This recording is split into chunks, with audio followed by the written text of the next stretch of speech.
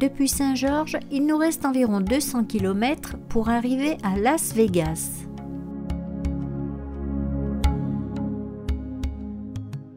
Mais d'abord, nous allons passer par le parc de la Vallée de Feu, qui mérite quand même le détour.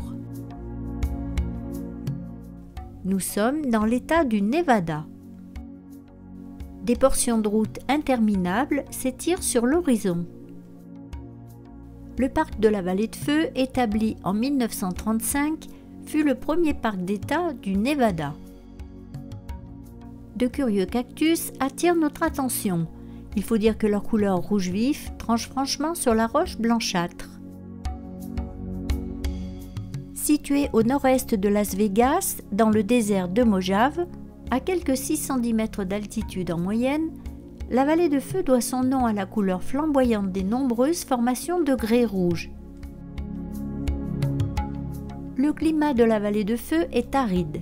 Abritée par plusieurs chaînes de montagnes, la région ne reçoit que peu de précipitations et les températures peuvent être torrides.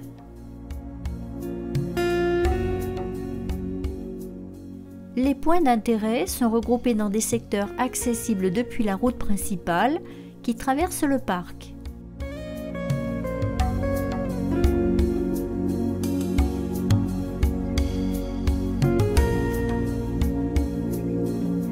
À la Little Rock, un escalier métallique permet d'atteindre les hauteurs de la structure pour voir quelques pétroglyphes réalisés par les Indiens il y a plus de 4000 ans. L'Atlat était une arme indienne, ancêtre de l'arc, souvent représentée dans ces fresques rupestres. Dans cette zone, on trouve des restes de troncs d'arbres pétrifiés. Ils témoignent de l'existence d'une ancienne forêt, il y a 225 millions d'années.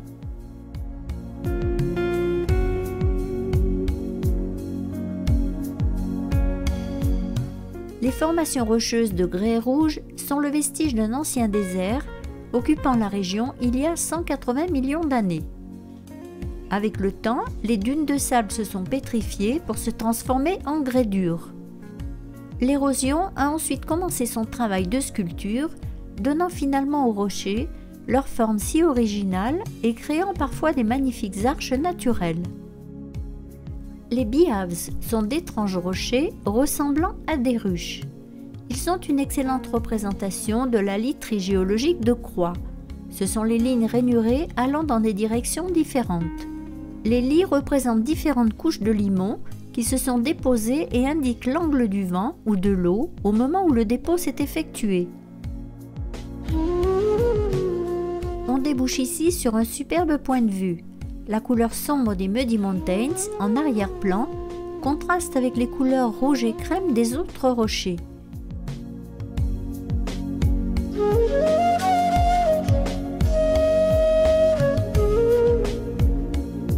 À proximité se trouve une aire de pique-nique où l'on retrouve toujours avec plaisir ces petits écureuils qui courent dans tous les sens pour récupérer quelques petites miettes égarées des paniers repas.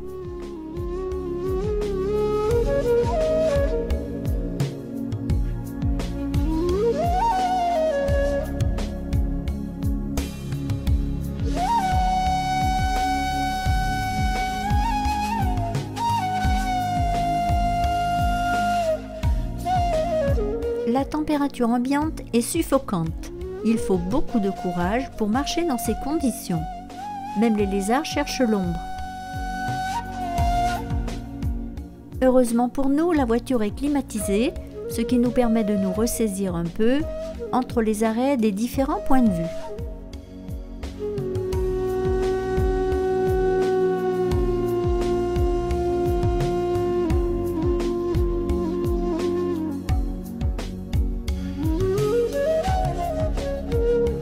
La route atteint le sommet d'une petite crête, révélant une vaste zone de roches multicolores.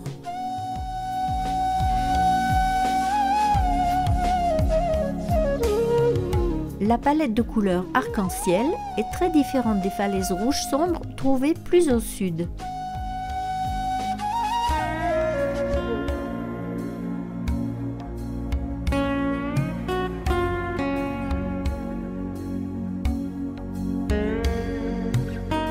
Notre route panoramique qui traverse le parc nous a offert des paysages spectaculaires et colorés où de nombreux westerns et productions hollywoodiennes ont été tournés. En sortant du parc, direction Las Vegas, nous sommes tout proches du lac Mead où nous allons faire un stop. Il s'agit d'un lac artificiel créé par le barrage Hoover sur le Colorado dans les années 1930. Quand il est plein, il représente le plus grand réservoir d'eau des États-Unis. Il alimente en eau Las Vegas et produit de l'électricité pour les États de l'Arizona, du Nevada et de Californie. Il dispose de 4 ports de plaisance, de nombreuses criques avec des falaises rocheuses et des plages de sable fin. Contraste saisissant avec les paysages que nous avons vus jusqu'ici, voici Las Vegas, la plus grande ville du Nevada, mais pas sa capitale qui est Carson City. Le célèbre panneau Welcome nous accueille dans la ville surnommée autrefois Sin City, la ville du péché. Température extérieure 39 degrés. Donc dans un premier temps, c'est en voiture climatisée que nous découvrons la ville et ses célèbres monuments. Figure emblématique, Elvis Presley patiente au coin d'une rue. Les Mormons fondèrent la ville en 1855, mais il faudra attendre 1905 et la construction du chemin de fer pour assister à la naissance de Las Vegas. La véritable croissance de la cité commença en 1931 grâce aux lois libérales de l'État du Nevada en matière de mariage, prostitution et de la légalisation sur les jeux de hasard. La ville a depuis acquis une renommée mondiale pour ses casinos et ses revues. Si elle a bâti sa réputation sur le jeu, l'argent et le sexe, la ville propose aujourd'hui des divertissements tout public et des activités susceptibles d'attirer toute la famille. C'est aussi le temple du shopping et un endroit de choix pour l'organisation de grands congrès.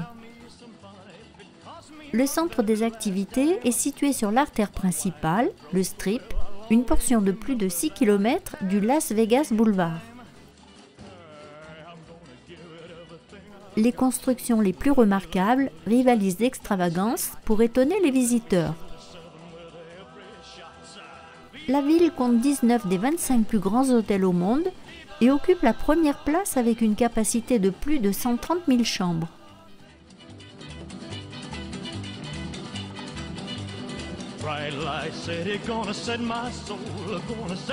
À la nuit tombée, nous regagnons notre hôtel, le Planet Hollywood, idéalement situé dans le centre, d'où l'on a une vue imprenable sur la Cité Lumière. Une immense galerie marchande située derrière le Planet Hollywood abrite des centaines de boutiques. La reconstitution d'un ciel plus vrai que nature en trompe plus d'un, et nous en premier.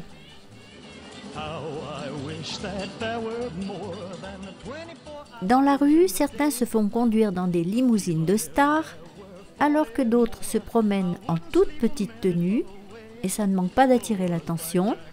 D'autres encore font le spectacle. Bref, lumière, monde, bruit, c'est Vegas comme on l'appelle simplement ici. Viva Las Vegas! Viva Las Vegas! Viva Las Vegas with your neon flashing and your one-armed bandits crashing all those hopes down the drain. Viva Las Vegas turning. Autre étape incontournable, un petit tour aux machines à sous. On estime leur nombre à 210 000 au Nevada. Parcourir le Las Vegas Boulevard, c'est un peu comme faire le tour du monde. On se rend à Paris au pied de sa tour Eiffel, de 165 mètres de haut.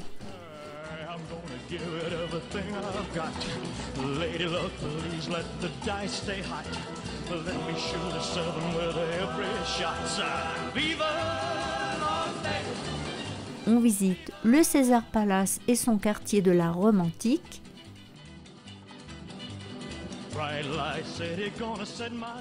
Devant le mirage, on peut vivre l'éruption d'un volcan artificiel avec des flammes projetées à plus de 4 mètres de haut. Dans le Vénitian, on peut flâner dans les rues de Venise. On y retrouve reproduits fidèlement le palais des Doges et la tour du Campanile, et bien sûr son canal et ses gondoliers. Viva Las Vegas.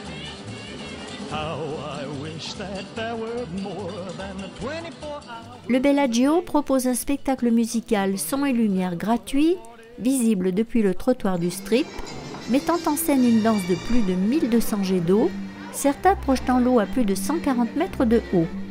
Cette attraction est un grand classique de Las Vegas à ne pas manquer.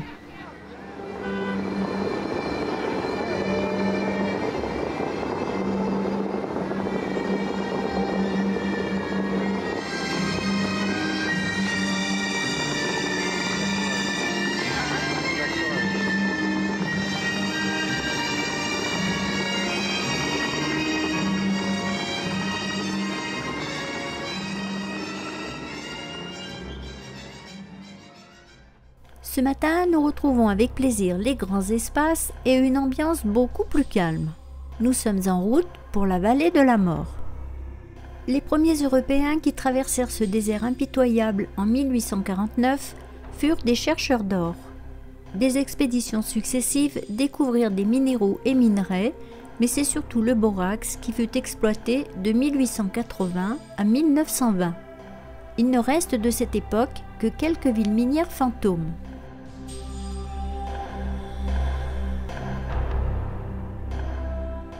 Sur cette longue route surchauffée, tout d'un coup arrive face à nous au petit trot un coyote.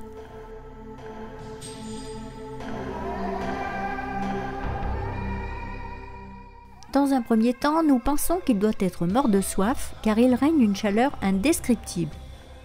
Généreusement, nous lui offrons un bol d'eau qu'il ne regarde même pas. En fait, il semble plus intéressé par notre petit goûter. Nous partageons finalement quelques cookies avec lui. Nous pensons qu'il ne mange peut-être pas tous les jours à sa faim car il n'est pas très épais. On se demande comment les animaux arrivent à survivre dans un environnement aussi hostile. Nous sommes très heureux de cette belle rencontre. Nous avions déjà vu quelques coyotes au cours de notre voyage, mais jamais de si près.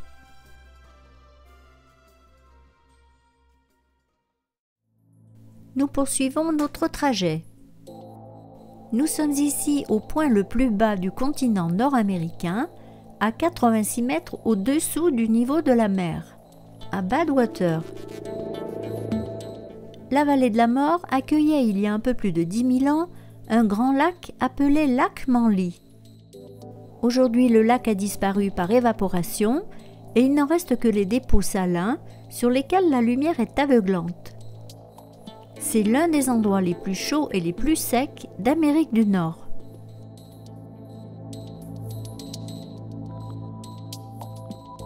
Nous prenons une route non goudronnée et très rocailleuse d'environ 2 km pour aller à Devil's Golf Course, le parcours de golf du diable. Ce plateau était jadis occupé par un lac qui finit par laisser la place à une vaste étendue de boue dans laquelle le sel s'est cristallisé. L'épaisseur de la croûte est de 90 à 180 cm. C'est un étonnant mélange de terre et de sel.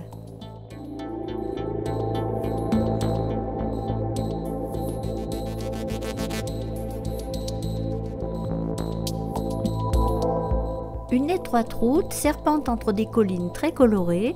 Elle mène à Artist Palette, la palette des artistes. La vallée de la mort est un des lieux les plus chauds du globe. Nous en sommes convaincus. Le thermomètre de la voiture affiche 60 degrés. Impossible de résister plus de 5 minutes dehors. On a l'impression d'être posé sur une plaque chauffante et d'avoir un énorme ventilateur qui nous envoie de l'air bouillant dans la tête. C'est vraiment dommage car le lieu est tout simplement sublime. Les différentes couleurs de roche proviennent de l'oxydation des métaux qui y sont inclus. Le fer produit les couleurs rouge, rose et jaune, le manganèse, les pourpres et les violets.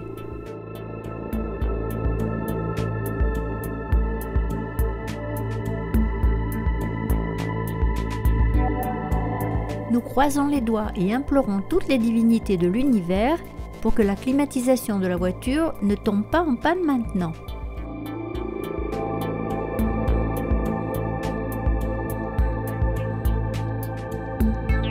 La zone de Zabriskie Point et ses environs correspondent au lit d'un ancien lac asséché, il y a 5 à 10 millions d'années, formé de sédiments, graviers et cendres qui se sont déposés dans le lac.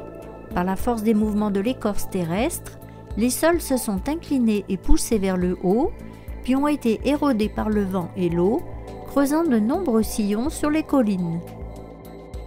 Ce site était exploité autrefois pour le borax.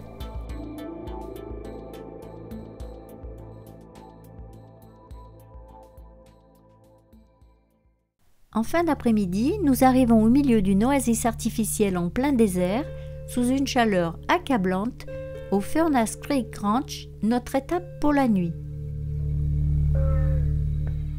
Sur le site se trouve le musée du borax. Il présente une exposition de matériel à ciel ouvert qui retrace l'histoire de ce minerai.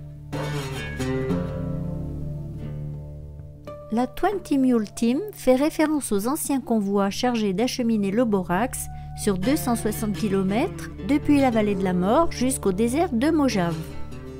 Le voyage durait 10 jours pendant lesquels ces chariots chargés de borax, pesant 36 tonnes, étaient tirés par un attelage de 18 mules et 2 chevaux. Les mules étaient indispensables car elles buvaient moins d'eau que les chevaux, mais 2 chevaux étaient néanmoins nécessaires pour diriger l'attelage, les mules étant trop têtues.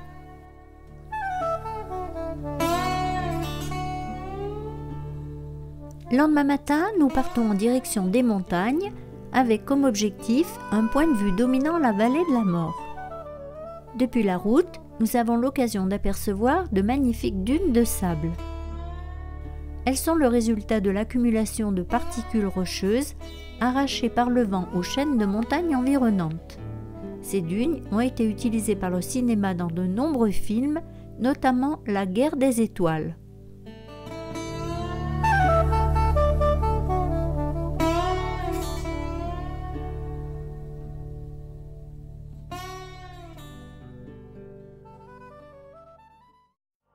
Nous avons quitté la route goudronnée pour prendre une piste renommée assez délicate et réservée aux véhicules surélevés.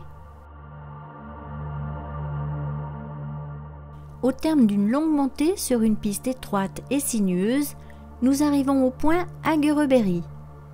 Ce promontoire porte le nom d'un mineur basque émigré de France en 1890 qui a vécu et travaillé jusqu'à sa mort en 1945 à la mine d'or Eureka, dont il ne reste que quelques vestiges.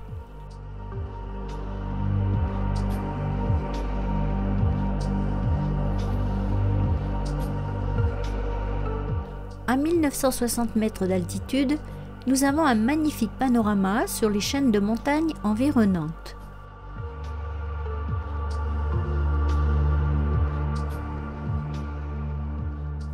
Depuis ce belvédère, on domine toute l'étendue de la vallée de la mort en contrebas.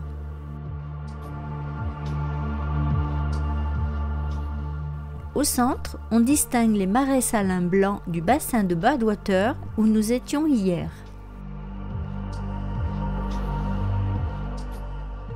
On imagine aisément pourquoi M. Hagerbery appréciait tellement cette vue spectaculaire.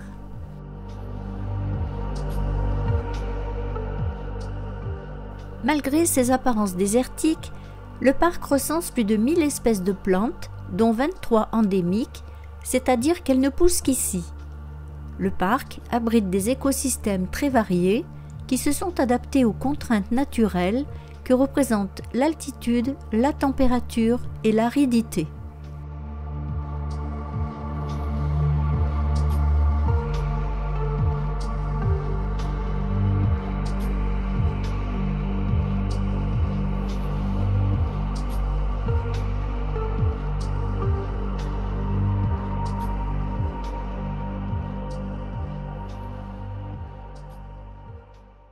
Pour cette dernière étape de la journée, nous allons faire un stop à Wildrose, qui possède de très beaux fours à charbon de bois, charcoal kilns en anglais.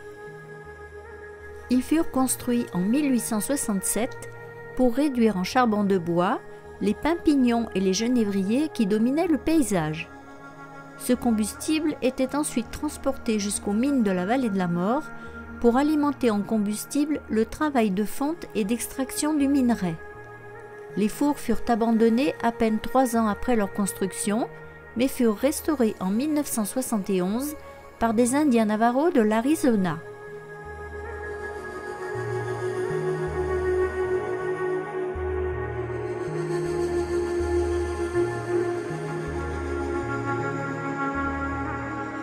Retour sur la route goudronnée, une longue distance nous attend jusqu'à Porterville où nous passerons la nuit et demain nous partirons à la découverte de Sequoia Park.